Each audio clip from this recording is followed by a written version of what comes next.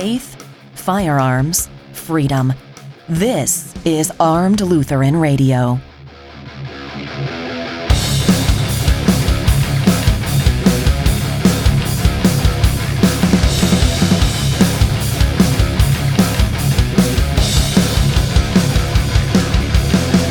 Welcome to Armed Lutheran Radio. This is episode 28, and I am your host, Lloyd Bailey, the Armed Lutheran. And this episode is brought to you by Cook's Holsters, American-made custom Kydex holsters with a lifetime warranty and a 100% satisfaction guarantee. Visit cooksholsters.com. So, how are you doing? How was your week? Did you watch the convention? Well, it's the Republican National Convention just finished up, and it's time for the Democrats to hold theirs. Ted Cruz, of course, ticked off all the Trumpkins by refusing to tacitly endorse the nominee. He told the delegates to not to stay home, to vote their conscience, and to elect conservatives. Funny thing is, the Trump supporters who got their nose all out of joint didn't realize that by getting upset, they basically admitted that they're not voting their consciences and that Trump is not conservative. They could have just cheered wildly and basically treated it like it was an endorsement, but they got their panties in a bunch because Cruz didn't say, "I support Trump" explicitly. Then the big night came, and Trump and his daughter pitched wage gap legislation and protectionism and trade wars and isolationism and dropping out of NATO and courting the Bernie Sanders voters. God help us. Our only saving grace is that Trump's opponent is a despicable, greedy criminal with a penchant for screwing up everything she touches. The more she shrieks, the less people like her. If it were any other Democrat, we'd be doomed. And by we, I don't mean Republicans. I mean America. I gave up on the Republican Party a long time ago. I'm Christian, American, and conservative. In that order, that's me. The only reason to vote for Trump is to vote against Hillary. That's how sad the state of our politics has become. I can't stomach a Hillary presidency, and our gun rights are hanging in the balance. They're gone if she wins. Those who will not vote because they're standing up for principle. I know, I understand your point of view. I really do. This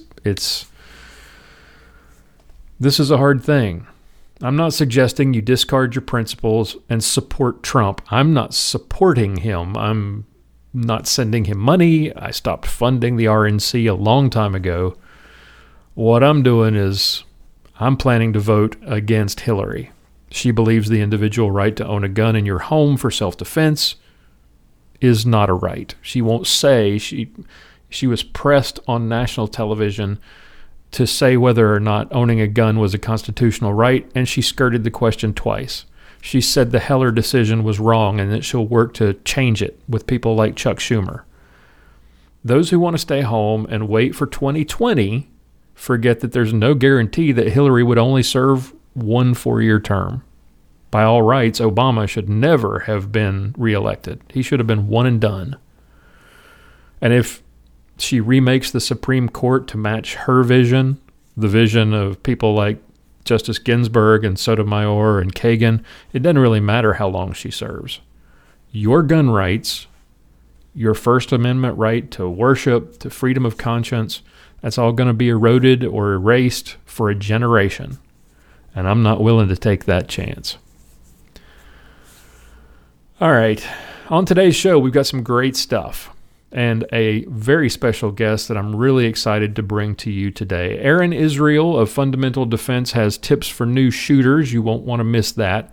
Sergeant Bill is back with a ballistic minute about setting goals, something that I'm really not very good at. And then only the third woman to ever appear on the cover of Field & Stream magazine is here. Mia Anstine joins me to talk about women and hunting, guns and gear, training, and lots more. All that is straight ahead, right here on Armed Lutheran Radio.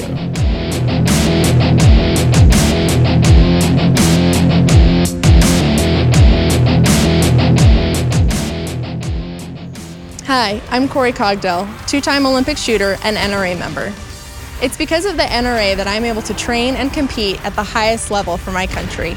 Join me and millions of others by getting your NRA membership today. Pistols, prayer, and potluck. You're listening to Armed Lutheran Radio.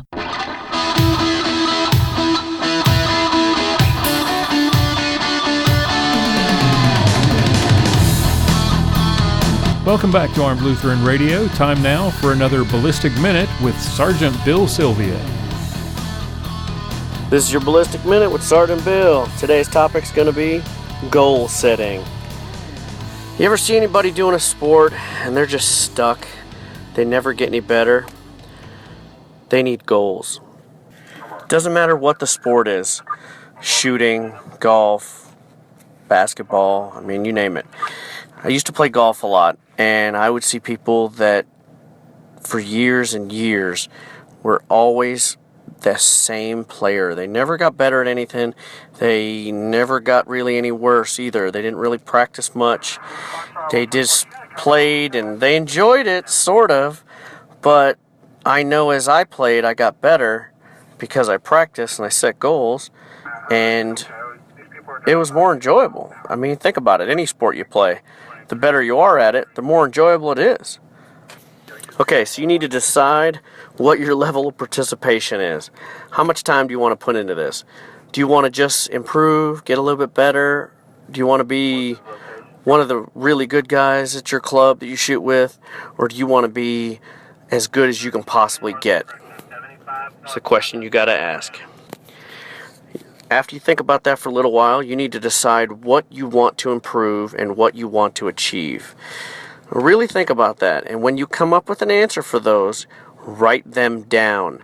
Write it down, put it somewhere that you can look at it often, see it, so that you can read it and be reminded, hey, I want to be a master level shooter in IDPA, or I want to be a single-digit handicap golfer, or I want to beat all my buddies at the tennis club, or whatever it may be. Now, to do this, you need to set some realistic short-term goals. You're also going to want to set some long-term goals as well. But the short-term goals are things like, we're going to make this shooting specific, where shooting, say, IDPA matches, you want to get better, so you're going to need to do some dry fire practice. So a short-term goal you could do is, I'm going to do 2 20-minute dry fire practice sessions per week, every week for the next 6 months, or the next year. See, we kind of rolled our short-term goals into a long-term goal. Now, an even better long-term goal would be, I want to bump up my classification from sharpshooter to expert by the end of the year in another 8 months. Write these down as well, so that when you look at what you want to improve and or achieve, you're going to have these goals listed down there as well. So as you're practicing every week, you're doing your 2 practice sessions, and you're getting a little bit better, you can start checking these off. And then later on down in the year, when you're getting better, because of all your practice and because of that time and investment in yourself, you do a classifier, or you shoot a sanctioned match and you bump up a classification, you just check that one off as well. Now, another thing you also need to do is you need to dream big. Set some lofty goals. Now, this could be as lofty, as silly as you want, or you can make them something sort of achievable, but something that's possible is what I think you should do. Like, I could say, I want to be a master level shooter in every classification, gun classification in IDPA, SSP, ESP, CDP, CCP, bug, and even revolver. Now that's going to take a lot of work, so that's a pretty lofty goal. That's a big dream, and that's going to take a lot of work. But it's doable with your short-term goals and your long-term goals. You set those short-term ones, you meet them, and then you set more, and you meet them, and you keep improving, and you keep getting better. You can do this with any sport. You can do this with anything in your life. Weight loss, getting in better shape, Trying to improve a relationship with someone in your family. I mean, these things work. Goals work. There's a reason why successful people set goals and try to meet and achieve them, because they work. Now remember, goals only work when you see progress, but you need that destination. And to get to that destination, you have to do the work. As Steve Anderson would say on That Shooting Show podcast, get to work. Maybe that's what you need to do. Set you some goals and get to work. This has been your Ballistic Minute with Sergeant Bill.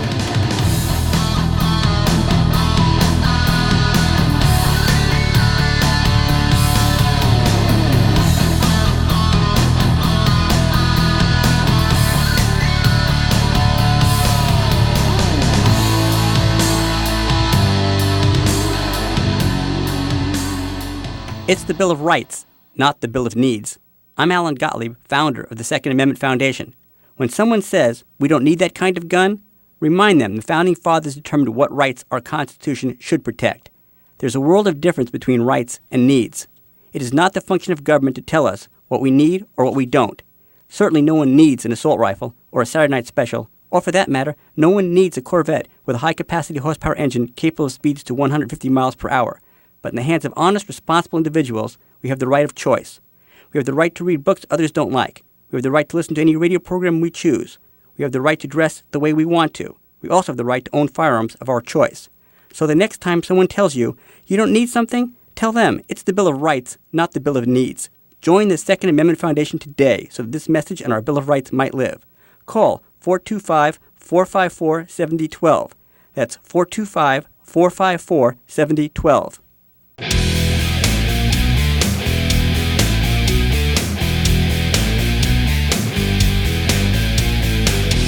And welcome back. It's time now for a self-defense tip from Aaron Israel of Fundamental Defense.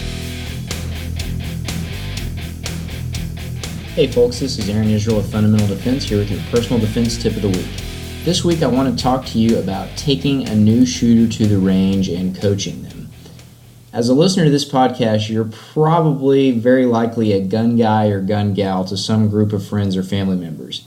This makes it very likely that you may be called upon to guide a new shooter through their first experience with a firearm. If you go to stand behind the line at any public range on any given weekend, you're going to see plenty of gun guys and gals doing this very important job very poorly, which can have the potential effect of ruining someone's perception of guns and shooting, and can be very unsafe if you don't know what you're doing. So since you don't want to be that guy, here are some tips to make your next range session with a noob a positive experience. First, try to go to an outdoor range. Indoor ranges are noisy and full of strong odors that can be overwhelming to a new shooter. I try to avoid them as much as possible. If I can get a new shooter to a more open space on a good outdoor range where the noise is somewhat mitigated and there's not as many people, it's not as crowded, you're going to be way better off. It can be an intimidating experience for a lot of people to begin with, and if you're crammed into a really noisy building right next to other people in tiny little stalls, it just exacerbates that whole situation. If you can't make the outdoor range situation happen, at least try to get a private lane that's away from the public bay if the range has that option. If not, try to go to it at a time when it's not particularly busy. Don't go on Saturday morning. Try to go on a Tuesday night or something when not a lot of people are at the indoor range. It's going to be difficult to do good quality instruction if you have so many distractions, such as some jackwagon next door with a .44 Magnum having fun in the stall next to you. That's just going to be a distraction. It's not going to make your session go very well. Secondly, talk about safety. Definitely talk about safety. You want to make sure that they understand the concepts of keeping the gun pointed in the safe direction, keeping their finger off the trigger when they're not shooting, and understanding that they're in control of a weapon that if used negligently or maliciously could kill or seriously injure themselves or someone else. So talk about firearm safety, but it's simple. Keep it simple and try not to overcomplicate it. Too often we make it way more complicated than it is, and we turn it into this big 50-headed beast and make people really scared of what they're about to do when it's really not that difficult to be safe with a firearm. So keep your safety speech short and sweet. Go over the rules really quick, and don't skip anything, but just make it real concise and real easy to understand. If you're spending any more than a few minutes going over safety, then you probably need to work on your safety regimen, and you're probably doing it wrong. It's not a lecture. It's a few minutes to talk about doing things that make common sense anyway. That's where the rules come from, is just good common sense. So don't make it any more complicated than it needs to be. Next, try not to overcomplicate the mechanics of shooting. You're not trying to build a world-class competition shooter when you take a newbie to the range. They may turn into that down the road. They may get professional instruction. They may decide they want to be an IDPA or USPSA Grandmaster, but that's not your goal the first time you take them to the range, even if you do happen to be one of those really highly accomplished shooters. When I teach a new shooter, I start with the very basics. I show them how to grip the gun. I get them in a good natural athletic stance, and I tell them about trigger finger discipline and keeping the trigger finger somewhere along the frame of the gun when they're not shooting. And usually they're going to have to reiterate the trigger finger discipline a few times through the learning process with the new shooter, but that's to be expected. You just got to pay attention to that. But once you've walked over grip and stance real clearly and concisely and easy to understand, and not going into a whole lot of detail and talking about breathing and talking about all the biomechanical stuff, keep it simple, stupid, don't make it super complicated. Once you've done the safety talk and you've got them through basic stance, then it's time to get to live fire. Usually the safety talk portion, by the time I get to live fire, I've spent maybe 10 minutes talking about safety and then going over grip and stance. So if you're not shooting within the first 10 or 15 minutes of when you get a new shooter to the range, you're probably way overcomplicating the process, and you're probably building a whole lot of anticipation on the part of your new shooter and making it more likely that they're not going to have a good time. Once I've gone over grip and stance, I get them into a high compress ready position with their elbows tucked in tight, the gun pointed down range, their finger off the trigger, already loaded and ready to go. Either I'll show them how to load the magazines or I'll do it myself, depending on who I'm working with.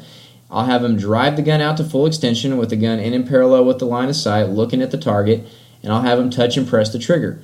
The target's going to be something large, it's going to be something close, usually a high center chest box at 10 feet or so.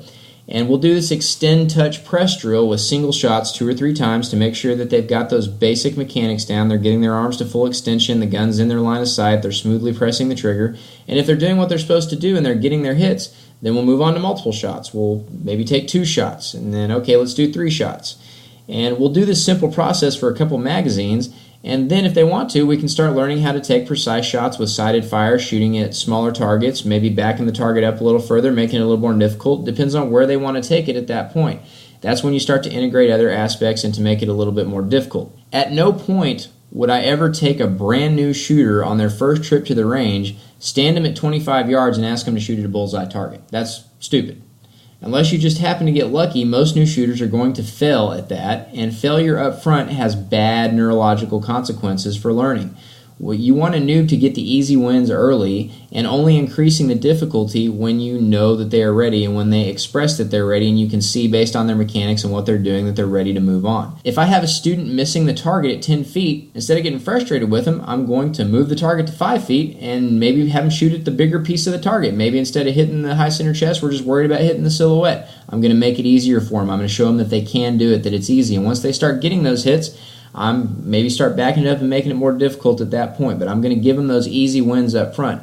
Getting those easy wins up front causes a dopamine release in your brain. Dopamine is the chemical that makes you feel the warm and fuzzies and think happy thoughts about what you're doing. And when that happens, that means the learning process is moving in the right direction. If you get people failure up front, then they feel crappy about it and they don't want to do it anymore. The whole time that you're teaching, you should be praising them enthusiastically every time they do something right. Look at what you did. That wasn't so hard, was it? That was easy. Look at that. You got that hit. That was nothing. That was a great job. Continually encourage them in a good tone of voice, encouraging words. And when they mess up, correct them, but do it in a very constructive way. Don't be drill sergeant or anything like that. That's just going to make them more nervous, right? And if you are the type to get frustrated, if you can't deal with people who are brand new at stuff and you're not patient, then don't volunteer for this gig. Even if you're the gun guy, take them to a professional instructor. Don't be the gun guy if you're not comfortable and you can't keep an even kill and get them through these things. Your frustration is going to be perceived, and it's likely going to lead to their failure, which you obviously don't want. So, in summary, keep it simple, keep it easy, don't overcomplicate the mechanics, don't overcomplicate safety, and just make it through a couple magazines following this methodology, and you're going to do way better than that boyfriend that we all see at the range who takes his girlfriend who's scared of guns out to the range and talks to her like a drill sergeant, and she never wants to come back again. And for the love of God, do not be that person who takes the new shooter out there with a novelty Desert Eagle 50 cal pistol and makes a Facebook Live video of them shooting it. I wouldn't bring it up if I hadn't seen it all too many times. You can make disciples of the way of the gun if you make their first experiences positive ones, or you can ruin them for life. It's your choice. Don't take on the mantle of instructor lightly. Know yourself and know what you're capable of, and if you don't think you can communicate in a clear and concise and encouraging way, then you shouldn't be the person who takes a new shooter to the range. So be honest with yourself. That's your personal defense tip of the week, and thanks for tuning in. You can find us on fundamentaldefense.com.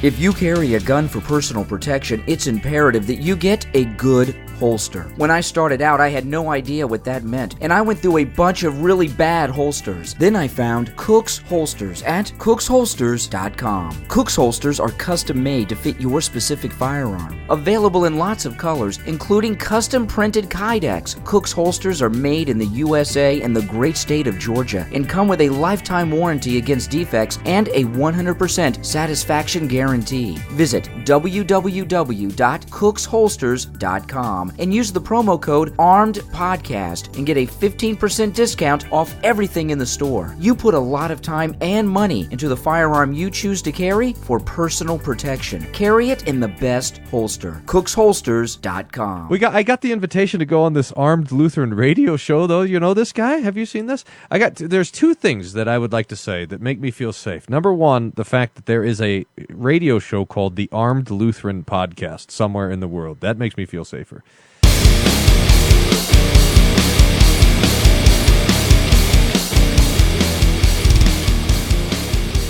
Welcome back to Armed Lutheran Radio. Our guest this week is a hunting guide, a certified archery and firearms instructor, a writer, a blogger, a speaker, and a passionate advocate for our Second Amendment rights. And she's pretty easy on the eyes, too, but don't get your hopes up, guys. She's spoken for. Mia Anstine and her husband own Wolf Creek Outfitters, where she teaches and leads guided hunts. She's a mom and a writer for Women's Outdoor News, a lifelong hunter, and she's one of only 3 women to ever grace the cover of Field and Stream magazine. Mia, welcome to Armed Lutheran Radio. Hello there. Thanks for having me. Well, you caught my attention when you gave me a shout out on Twitter, and I began following you and your site. And my wife had been suggesting that there's a lot of testosterone on this podcast apparently, and so she was suggesting I get some female voices on the show to talk about gun rights issues from a woman's perspective. And after your tweet, the light went off in my head, and I said, hey, this would be perfect. So thank you for making time to come on the show. I really appreciate it. Well, I appreciate you having me on. So only the 3rd woman on the cover of Field and Stream ever. Oh my gosh, it seems surreal, doesn't it? It really Queen, how does this sound? Queen Elizabeth, Mia Anstine. Wow. That's pretty cool. Yeah. It is. And then, of course, my friend Eva Shockey. She's been on there as well. Yep, exactly. How did that happen? Actually, a friend of mine who is a publisher and a writer, she has really put women at the forefront and a focus in a lot of her writings. And she asked to interview me for a project, and I had no idea exactly what it was. And so, lo and behold, there I was on the cover. And initially, I saw it actually on Instagram, and it was, I couldn't breathe, I think, the whole first day. I was just like, I don't know whether to say thank you, God, or is this real, or what is this? But they sent me a few copies in the mail, and that's when it really that's when it was real, to actually have a physical copy in my hand and see that there was pretty neat. That is pretty cool. Well, hunting has traditionally been considered sort of the man's world, right? But clearly hunting in America is, the face of hunting in America is changing. Women like yourself and Julie Golub, so many others. You see more and more female faces involved in hunting today. I think between 2001 and 2013, the NSSF said that the number of women hunters grew by something like 85%. How did you get started hunting and leading hunts? I don't care who you are. That's not easy work. It is hard work, but it's very rewarding. And just being outside is rewarding in itself. And I got started with my dad. He used to take me along as a child, and he taught me how to field dress and pack game out, and of course butcher it and package it up, put it in the freezer. And it wasn't until later in my life I became a single mom, and I told my dad that I wanted to start hunting. He always shared his game meat with me and stuff, and I said I wanted more than just the hamburger. I wanted some steaks too, so I thought I'd start hunting on my own. And so he bought me my first rifle, and I started hunting, and it's really interesting because some people laugh, but a hunting license in Colorado was $49, and so for $49 I could fill my freezer, and that was the goal, and that's how it got started. And initially it was easier to bag some birds, and I hunted turkey and grouse and stuff like that, and I'd bring my daughter along, and that's kind of what the story in Field and Stream is about, myself and my daughter, and bringing her up in hunting. And as a young girl, just 3-4 years old, we would go hunting birds, and, she would come along, and my mom would come along to watch her while I was, taking shots on birds and stuff so that everything was safe. Mm-hmm. But we would go home and then cook dinner, and she saw that what we were bagging was actually what we were putting on the table. And it was really, really cool to have her go fishing with my dad one day, and she came home and brought a trout home, which I generally catch and release when I fish. But it was, just like my mom when I was a little kid, I would catch all these sucker fish, and she would cook them all up, even though they were probably terrible, but she just did it because I wanted to put something on the table. And my daughter did the same thing, and she was like, "Look, Mom, I caught dinner too," and so that was really cool to see her grasp where our food came from. And the whole story in there is about that. And then now, this year, she'll be 18 years old, and she'll be able to vote in the elections in November and stuff like that. And awesome. So she's kind of come full circle. And as you're saying, the population of women hunters is growing, and she's one of them. We've kind of taught her to be self-sufficient. She knows rules, hunting ethics, and so forth. And so it's been really fun to include her. And I guess one detail I left out is when we met my husband, a friend tricked me into meeting him, and it was a pretty good trick because we liked each other from the start, and it worked out. He did own the outfitting business when I met him, and if you've ever been on a guided hunt, or if you have helped anybody hunt, sometimes you click with your guide, sometimes you don't. And I guess same if you had a golf instructor or something like that, you click with some people and some you don't. But there were instances where he was short on guides, or he just needed somebody to help with someone. Mm-hmm. And so I started guiding, and it really became a lot of fun, and I really enjoy taking the ladies on their first hunt. Some of the ladies are intimidated by men and stuff like that, so I'll take them on their first hunts, or even experienced hunters. I've taken a lot of very experienced women hunters as well. Well, I wanted to ask you about that. You brought that up. Like I said, hunting tends to be, or traditionally thought of as, sort of the man's world. Hey, little lady, let me show you how this is done. And more, women are proving that they can be just as effective as a shooter, as a hunter, in defending themselves as any man could possibly be. And it's great that you specialize in in teaching women how to hunt, how to shoot, how to shoot a bow. These are fantastic skills that too often our kids aren't even being taught. You see this new legislation, I think that it's never going to pass, but somebody proposed that kids under 16 shouldn't even be allowed to touch an AR-15, or what is it, a modern sporting rifle. I mean, that is so totally the wrong approach, right, to the future of for our kids, and teaching, hoping that they'll learn gun safety, keeping them separated from those things is to me is dangerous. And it is dangerous. It's similar to a vehicle. If you don't teach a child to safely operate the vehicle, they won't know what to do. And that's why, at certain ages, you teach them what to do and how to do it, and they can become safe, responsible drivers.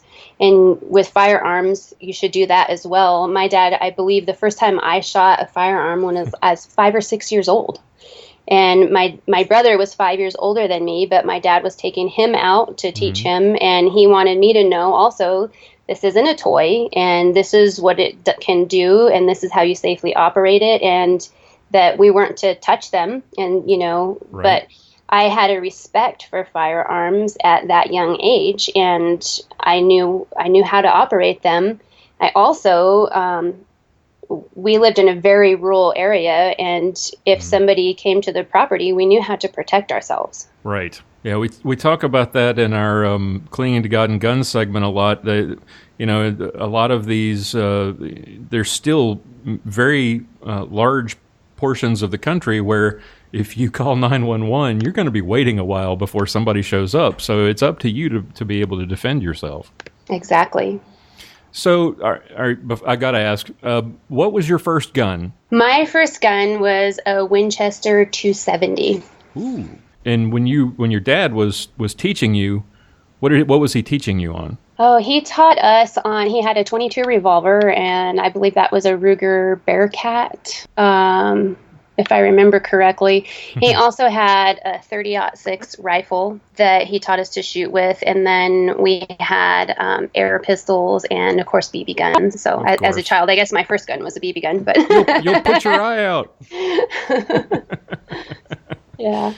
We see more and more women involved in guns and shooting, of course, and going back to the NSSF's numbers, I think that same report that they put out that had the hunting numbers said 55% of the women gun owners in their survey said that they intended to buy another gun in the next 12 months.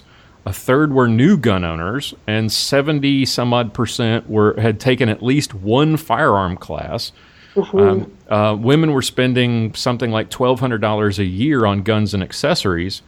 The news media and all the anti-gun voices that we hear, they frown on the way gun companies market to women, the pink guns and that sort of thing. But guns aren't just for guys anymore. Why do you think that's changing now? Right. That it's changing a lot, and it's not just guns, it's gear as well. I'm sure you've seen holsters in competition, the offset holsters for women and stuff like that. I saw your video with the RM380, and you're practicing with... Yeah, and that's a concealed carry holster. Right. It was a belly band, a hip hugger holster. But there's a need to fit women, and part of that isn't a trend. It's because of the function and safety, really. Right. A woman can more effectively draw from a holster that's designed for her body than she can for something that's not. And that's true for men as well. I mean, when you pick a holster for whatever you're deciding to carry on that day, you're going to pick a holster where you can effectively draw your firearm without harming yourself or someone else. Right. And so that is one aspect of it, but then the actual firearms, there's a really mixed field as far as the colors and the bling and stuff like that. Some women love bling. I mean, some people love the kippy belts and rhinestones and stuff like that. And it's the same with firearms. Some women want something blinged up. Some people want color and just to be different than everyone at the range, stuff like that. I have a friend that loves leopard print, and she has leopard print shotgun and stuff like that. Where other people, they're more looking at function. And that's something that finally the gun manufacturers have caught on, that it's not just about color, it's about function. And so, Savage Arms, they've made a Lady Hunter rifle. It has a reduced stock. It weighs less. It has a raised comb. So it's fit for a lady. Oh. And it's really more balanced. It's shorter. It fits. And it's not just, in the past, I remember I have one youth hunting rifle, and it's really just a cut down stock to fit a kid, Right. Where these are actually designed with a woman's body in mind. They're not just reduced size products.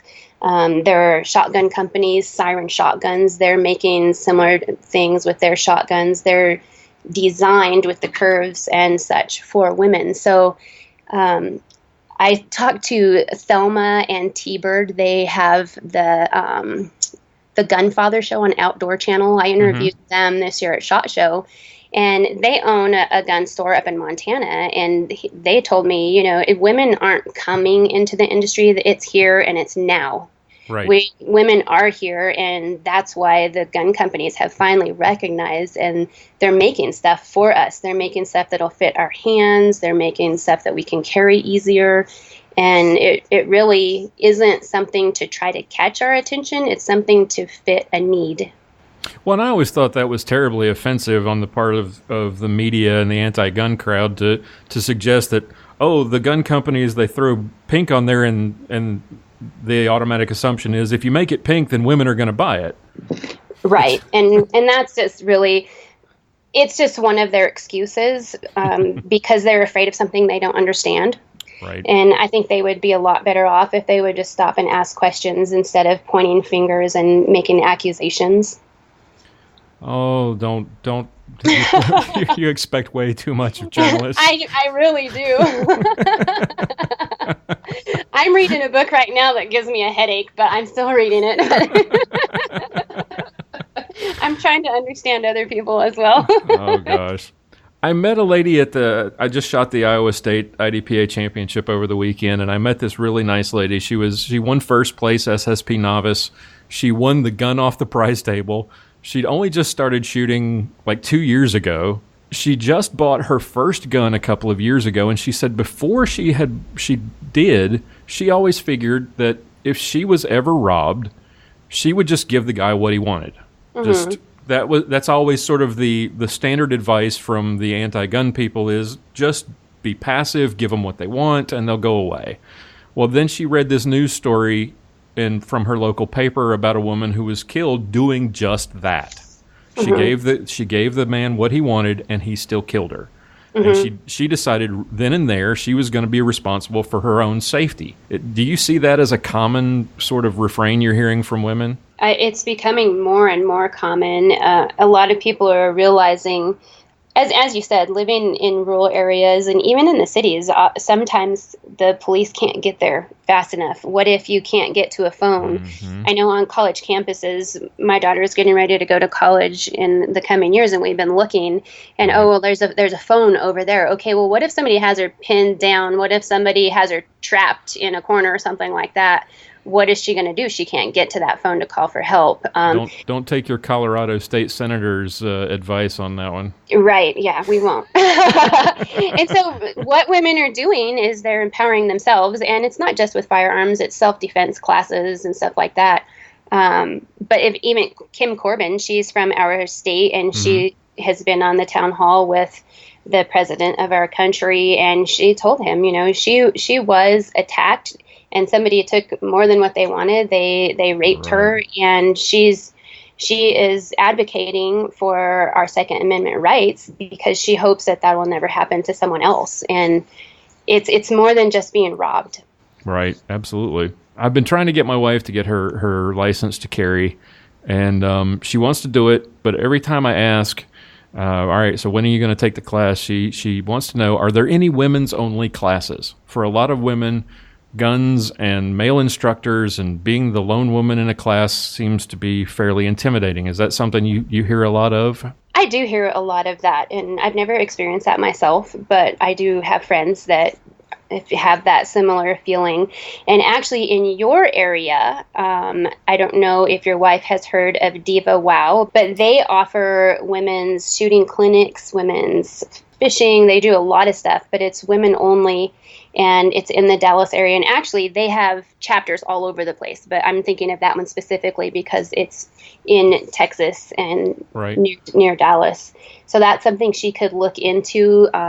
There are also well-armed woman chapters, a girl and a gun league. And so there definitely are women's groups. And as you mentioned in the intro, I write for Women's Outdoor News.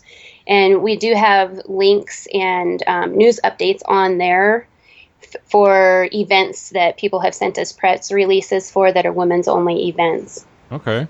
I wanted to ask you about the sort of the common myth that anti-gunners are always perpetually pushing that having a gun in the home makes a woman more likely to be killed by that gun, or that women are more likely to have that gun taken from them and used on them by a would-be attacker. How do you, when you hear that, what do you think?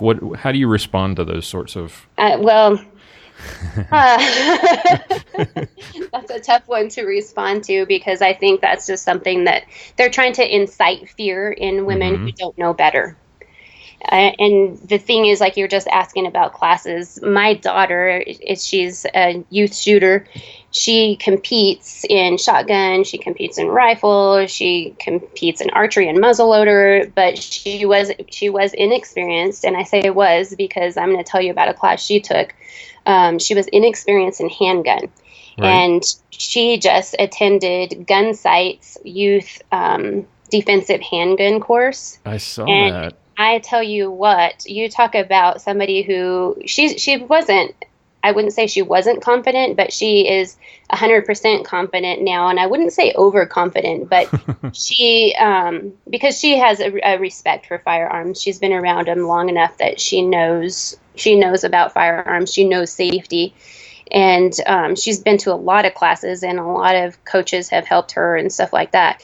But to learn how to defend yourself in your home or in the surroundings of your home or something like that is really a huge need. And really any of us, I mean, I teach basic pistol, but we can always use more instruction. We can always go practice. We can always go to the range.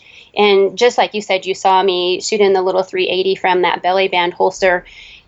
Just practicing like that makes you think of scenarios, and it helps you think through possible situations. And God forbid anything ever happen, most likely it won't happen to us, but I want to be prepared if it would. And now she actually is prepared. And really for us, it's more of a, how can you get out of this situation, Right. And if you have to fight, then you have to fight, whether it be with a firearm or with something else that's nearby, Right. I would defend her life, or she would defend her own life, or vice versa. And I think people who say that we're going to be attacked with our own guns, it's not that likely. And there seems to be this misconception that gun owners in America don't practice with their guns. They don't train. They don't know what they're doing. They just go out and buy a gun, and then they throw it in a drawer, and they have no idea what they're doing with it. But more and more Americans are buying guns, and they're training, and they're practicing, and they're, in some cases, more prepared and more knowledgeable than some police officers are, unfortunately. Right. You're spot on right there. I've actually talked to a few police officers that said they wish they were allowed to go train more as far as taking courses. I mean, they can go to shoot range time whenever they want. Mm-hmm.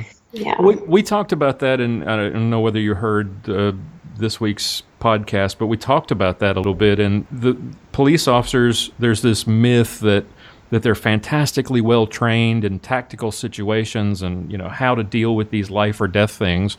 And they're really, unfortunately, they're not given that kind of training.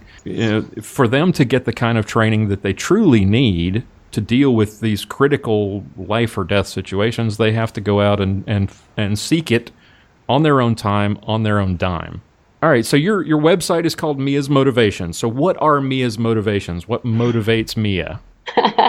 Mia's motivations is pretty broad. I share a lot of things on there. I started to say it's everything from crazy taxidermy to recipes to gun reviews. Yeah, and I kind of say I explore survival in the modern day Wild West, and part of it is shooting, part self-defense, hunting, fishing, bow fishing. Other life hacks, just we live on a ranch, and things to make your life easier, things like that. I share a lot of current events on my website, current events in our industry and stuff like that. A lot of stuff. I live in Colorado, and I sit on the Colorado Sportsman's Roundtable here. Right. And so I share some of the press releases as I see fit toward the hunting and shooting industry, as well as some of the legislation that's going on as far as trails and hiking and things like that might impact us as well. Right. And so there's a really broad scope, and I've been trying to narrow it down over the years, but it's kind of always been that same little niche. It's a lot of what I do. Sometimes I'll write about our horses or something like that. So. That's cool. Very cool. Tell me about all the different kinds of, if somebody was to want you to take them on a guided hunt, what are some of the different kinds of hunts that you would take them, or potentially could take them on? Well, we guide for elk, mule deer, black bear, and then in the springtime we do Merriam's turkey hunts. We also offer some prairie dog shooting or coyote hunting, and so there's a variety of hunts we do. Most of the big game hunting is in the fall, and we hunt in southwest Colorado and northern New Mexico. It's all private land hunting, and a lot of the hunting I do myself is very high mountain extreme hunting, whereas the guided stuff we do, it's on private ranches, and some of it can be arduous, but most of it is not too extreme. Gotcha. So for a first-time hunter like myself, it wouldn't be a difficult thing to get out there and have a good time in the outdoors. No, and that's one of our main goals when we take hunters is we want you to be happy and we want you to have fun. We hope that you will tag an animal. That doesn't always happen, you know. Right. It's fair chase, and they're wild animals, and right. Anything goes out there as far as the scenarios that can happen, and shots presented, and some shots are taken and some shots are not. But we really want hunters to have fun, and like if you came to hunt with us, we also would try to teach you about how to hunt an elk, why we're hunting certain places, you know, help you learn how to find sign and stuff like that, so that you would understand what's going on instead of just taking you out to pull a trigger. Nice. Okay. Well, thank you so much for coming onto the show, and thank you for everything that you do to promote hunting and shooting and the great outdoors for women and the next generation of outdoorsmen and women. And thank you for taking time to be on the show with me. I really appreciate it. Well, thank you for having me. And I mean, you talked about Mia's motivations, and really that's my goal, is to inspire other people to get outside, either to hunt, to shoot, to explore something they haven't tried before. If people just open their minds, they can find a way to go learn. And I also encourage people, if you don't know where to learn or if you have questions, ask. You can ask myself, or like you mentioned, Julie Golub. She loves to answer questions. There are a lot of women in the industry that are more than happy to help, and that we all want to encourage others to find their space in the industry. Great. Well, it's been a blessing to speak to you today. Thank you so much. Wish you and your family continued success. Thank you. Thanks for having me.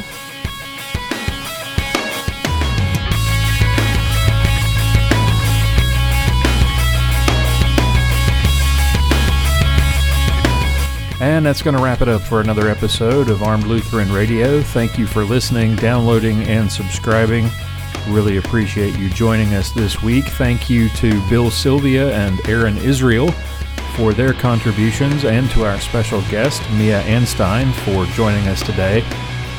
We hope you'll join us again next week. Until then, keep shooting, keep praying. Talk to you next time.